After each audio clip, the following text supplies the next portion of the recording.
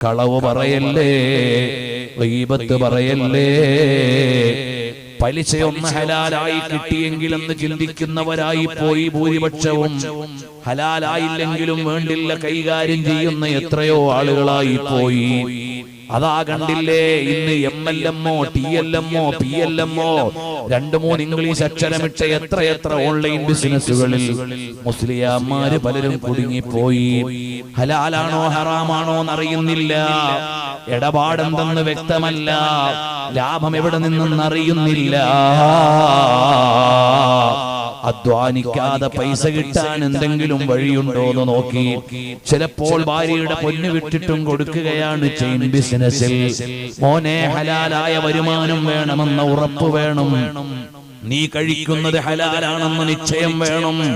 ഹലാലല്ലെങ്കിൽ നിന്റെ ഇബാദത്തിന് കാര്യമില്ല, നിന്റെ ദുആയിക്ക് കാര്യമില്ല. ഹറാമ് കഴിക്കുന്ന ഇമാമ് നേതൃത്വം കൊടുക്കുന്ന മഹല്ലിൽ ഇജാബത്തില്ലാത്ത ജമാഅത്താണ്.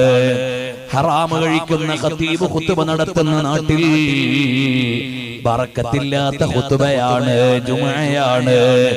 അതുകൊണ്ട് സൂക്ഷിച്ചോ, ഹലാലല്ലാത്ത ഭക്ഷണം വേണ്ട. ഇന്നൽ ഹലാല ബയ്യിനുൻ വ ഇന്നൽ ഹറാമ ബയ്യിനുൻ. ഹലാല് വ്യക്തമാണ്, വേജാറില്ല. ഹറാമും വ്യക്തമാണ്, സൂക്ഷിക്കാൻ എളുപ്പമാണ്. വബൈനഹുമാ ഉമൂറുൻ മുസ്തബിഹാത്തുൻ. വ്യക്തമല്ലാത്ത ചിലത് നടുവിലുണ്ട്. ലാ യഅലമുന്ന കസീറുൻ മിനന്നാസ്. ഏറെ ആളുകൾക്കും അതിനെ അറിയില്ല. അതുകൊണ്ട് നീ പടച്ചവനെ പേടിച്ചതിൽ നിന്ന് വിട്ടുനിന്നോ. ഇത്തഖുശുബ്ഹാത്ത്. നീ അവ്യക്തമായ ഇടപാടിൽ പെട്ടുപോകണ്ട.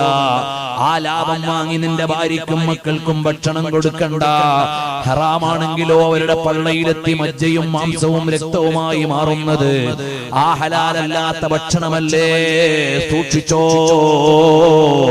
നമുക്ക് സൂക്ഷിക്കാവുന്നത്ര സൂക്ഷിച്ച്, ഹലാലല്ലാത്തത് കൊണ്ട് ഭക്ഷണം കഴിക്കാൻ പാടില്ല, വിനിയോഗം നടത്താൻ പാടില്ല. പ്രിയമുള്ളവരെ, ഹറാമ് കാണാത്ത കണ്ണെവിടെ? ഹറാമ് തൊടാത്ത കയ്യെവിടെ? ഹറാമിലേക്ക് നടക്കാത്ത കാലെവിടെ? പിന്നെങ്ങനെ ഇജാബത്ത് കിട്ടാനാണ്? നമ്മളൊക്കെ കുനൂത്തോതി കൊഴിഞ്ഞു പോയി, കൊറോണ മാറിയില്ല. കുനൂത്തിന്റെ കുഴപ്പമല്ല, പടച്ചവന്റെ കുഴപ്പവുമല്ല, നമ്മുടെ കുഴപ്പം തന്നെയാണ്. ഓതിയത് നമ്മളായി പോയി എന്നതാണ്. നമ്മളൊന്ന് റെഡിയായാൽ റബ്ബിന്റെ ഔദാര്യം ഇങ്ങനെ വരും. അതല്ലേ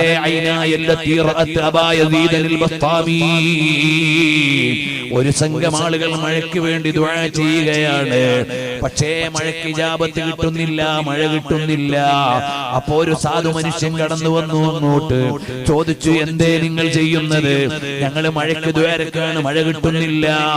ഉടനെ മഹാനവറുകൾ 2 കണ്ണും ആകാശത്തേക്ക് ഉയർത്തി, എന്നിട്ട് റബ്ബിനോട് ദുആ ചെയ്തു, അല്ലാഹുമ്മ അൻസിലിസ് സമാഅ അലൈനാ മിദ്റാറാ. ഞങ്ങൾക്ക് മഴ വേണം റബ്ബേ. ബിഹഖി ഐനായല്ലതി റഅത് അബാ യസീദുൽ ബത്താമി. അബൂ യസീദുൽ ബത്താമി തങ്ങളെ കണ്ട കണ്ണാണ്. ഈ കണ്ണിന്റെ ബറക്കത്ത് കൊണ്ട് മഴ തരണേ. അപ്പ നേതൃത്വം കൊടുത്ത മൊയ്ലിയാരി ചോദിക്കുകയാണ്, അബൂജഹലിന്റെ കണ്ണുകൊണ്ട് പ്രവാചകരെ കണ്ടിട്ടില്ലേന്ന്. അതല്ലേ ആ മുസ്ലിയാരുടെ കുഴപ്പം തന്നെ. അബൂജഹൽ മുത്തുനബി തങ്ങളെ കണ്ടിട്ടില്ല, ആമിന ബീവിയുടെ മകനെ കണ്ടിട്ടുള്ളൂ. ആ അബൂജഹൽ കണ്ടത് അബ്ദുല്ലാഹി എന്നവരുടെ മകനെയാണ്, അബ്ദുൽ മുത്തലിബിന്റെ പേരക്കുട്ടിയെയാണ്. റസൂലുള്ള എന്ന നിലക്ക് കണ്ടില്ല. അതുപോലെ അബൂ യസീദുൽ ബത്താമി തങ്ങളെ കാണണ്ട പോലെ കണ്ട കണ്ണാണ്. അക്കണ്ണ് റബ്ബിലേക്ക് ഉയർത്തിയപ്പോൾ മഴയങ്ങ് വീഴുകയാണ്. അതുപോലെ റബ്ബിനെ വിളിക്കേണ്ടതുപോലെ വിളിച്ച്, ഖുർആൻ ഓതേണ്ടതുപോലെ ഓതി, ദുആ ചെയ്യേണ്ടതുപോലെ ചെയ്ത്, സ്വലാത്ത് ചൊല്ലേണ്ടതുപോലെ ചെയ്താ ചൊല്ലിയാൽ റബ്ബിന്റെ ഔദാര്യം വരും. ബേജാറ് വേണ്ട. നന്നാവേണ്ടത് നമ്മളു തന്നെ. നമ്മൾ എത്ര അഹങ്കാരത്തിലാണ് ജീവിക്കുന്നത്. കല്യാണത്തിന്റെ ആർഭാടം ഇല്ലാതെയായോ? ഇല്ല. ഇവിടുത്തെ ചെറുപ്പക്കാരുടെ തോന്നിവാസങ്ങൾ ഇല്ലാതെയായോ? ഇല്ല. റബ്ബെങ്ങനെ അനുഗ്രഹം തരാനാണ്? ഹറാമല്ലേ പെരുകുന്നത്, തോന്നിവാസങ്ങളല്ലേ അധികരിക്കുന്നത്, അഹങ്കാരങ്ങളല്ലേ വർദ്ധിക്കുന്നത്. അതുകൊണ്ട് ഞാൻ എന്നോട് നസീഹത്ത് ചെയ്യുകയാണ്, എന്റെ സഹോദരങ്ങളോട് ഓർമ്മപ്പെടുത്തുകയാണ്, അല്ലാഹുവിനെ പേടിച്ച് ജീവിക്കണം. ഇവിടെയൊന്നും ജീവിക്കാൻ ആരും വന്നിട്ടില്ല. ഇന്നല്ലെങ്കിൽ നാളെ എല്ലാവരും പോകേണ്ടവരാണ്. കഴിഞ്ഞയാഴ്ച എന്നെ വല്ലാതെ സ്വാധീനിച്ച ഒരു മരണമുണ്ട്. അതാരുടേതെന്നല്ലേ? ഞങ്ങളുടെ കൂടെ 1.5 കൊല്ലം ഒരേ ബെഞ്ചിൽ ഇരുന്ന് പഠിച്ച മലപ്പുറം ജില്ലയിലെ പെരിന്തൽമണ്ണയ്ക്കടുത്ത് കുന്നപ്പള്ളിയിലെ അബ്ദുൽ ജലീൽ എന്ന ചെറുപ്പക്കാരൻ മരണപ്പെട്ട വാർത്തയറിഞ്ഞപ്പോൾ എനിക്കങ്ങ് വലിയ ബേജാറായി പോയി. അതേ, ഒപ്പമിരുന്ന ഒരാൾ യാത്രയായി കഴിഞ്ഞുപോയി. അല്ലാഹു ആ ചെറുപ്പക്കാരന്റെ ഖബർ സ്വർഗമാക്കി കൊടുക്കട്ടെ. ഇനി നമ്മളെ റബ്ബ് എപ്പോഴാണ് വിളിക്കുക? ഒന്നും കയ്യിൽ കരുതിയിട്ടില്ല. സ്വാലിഹീങ്ങളുടെ കയ്യിൽ പല അമലും ഉണ്ടായിരുന്നു, ഇമാമീങ്ങളുടെ കയ്യിൽ പല അമലും ഉണ്ടായിരുന്നു. നേരെ ചൊവ്വേ നിസ്കരിച്ച ഒരു നിസ്കാരം പോലും കയ്യിലില്ല. മര്യാദക്ക് ചെയ്ത ഒരു അമലും കയ്യിലില്ല. ആകെ പ്രതീക്ഷയുള്ളത് പാവപ്പെട്ട മുഅ്മിനീങ്ങൾ അവരോടൊപ്പം ഏതെങ്കിലും മജ്ലിസിൽ ചൊല്ലിയ സ്വലാത്തുകളാണ്.